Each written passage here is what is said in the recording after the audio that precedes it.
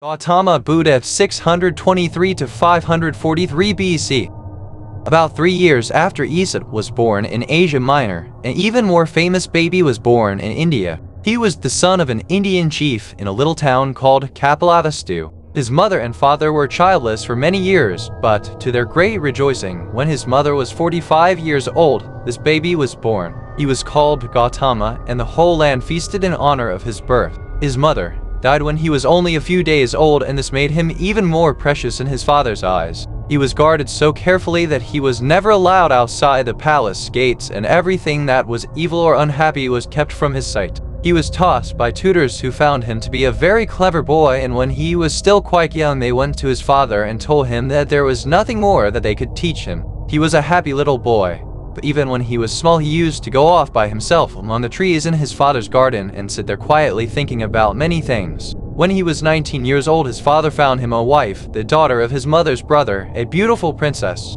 He gave himself up to a life of pleasure, and some of his family were so worried about him that they went and complained to his father. It is said that, to test him, his father called together 500 young men of his tribe in order that he might compete with them. But Gautama beat them all, not only in lessons, but also in wrestling and shooting with bows and arrows and in other athletic feats. But Gautama was not satisfied with all these things, and his father noticed with anxiety that he often looked worried and unhappy. Soon after this, Gautama saw 3 sights which had been kept hidden from him when he was a boy and which troubled him deeply. One day, he met an old man who was so aged that he could hardly walk, and was staggering along the road, leaning on his staff. Gautama asked his attendants what was the matter with him, and they told him that it was old age, something that came to every man and woman in the world. Another day, he saw a poor man who was sick with fever. He was shaking with his disease and breathing only with great difficulty, and his face was yellow in color and showed that he was in great pain. Gautama had never seen a very sick man before, and the sight troubled him greatly when he learned that sickness was something that might come one day to every living man. Finally, one day, he saw a corpse lying by the roadside, and in this way he found out about death and how in the end every living person must die. All these things made him more thoughtful and worried, and even less content with the life of pleasure he felt, which that there he was must leading. Be something more in life that he could learn that would save men from unhappiness and suffering. He determined to go away from home and try to find someone who could teach him, because none of the people in his father's palace could give him answers to his questions which could satisfy him. So one moonlight night in the month of July, he got up silently from his bed in the middle of the night. He opened the door of his young wife's room, where she was lying asleep with the baby son who had been born to them some time before. He stood watching them for some time without speaking, and in his heart, as he said a silent farewell to them, he made a vow that he would not come back until he had found answers to all his questions. Then he stole away from the palace with no possessions except the clothes he wore and one faithful servant, his chariot driver, who was devoted to him. When morning came, he was far from home, and though his father searched far and wide for him, he could not find him. After riding for some days, Gautama sent even his one servant back to the palace and went on alone. He cut off his long hair and took off his rich clothes, and wearing only a skin robe, he wandered about the roads of North India from village to village and from town to town, seeking wisdom. He did not find man who could answer his questions, though he went to many wise men and to many priests.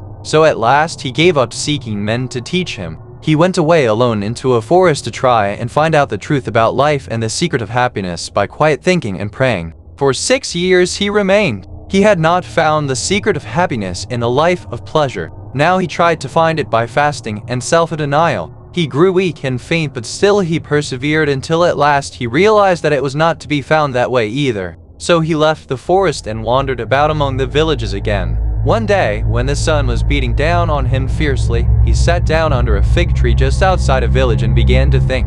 He remained there for the rest of that day and all through the night, and when morning came he had found the answer he had been waiting for so long. During the night there had come to him the thought that it was only by giving up himself entirely to seeking the good of others that he could find happiness. From that time he made up his mind to give up the rest of his life to teaching to others the great truth he had discovered. He soon found out that he had chosen a very difficult way of life. There is nothing so hard as getting rid of all self-seeking and becoming a person who wants nothing for himself. He taught the people that to become a person like that, you must follow what he called the Eightfold Path to true happiness. 1. Right thinking and beliefs.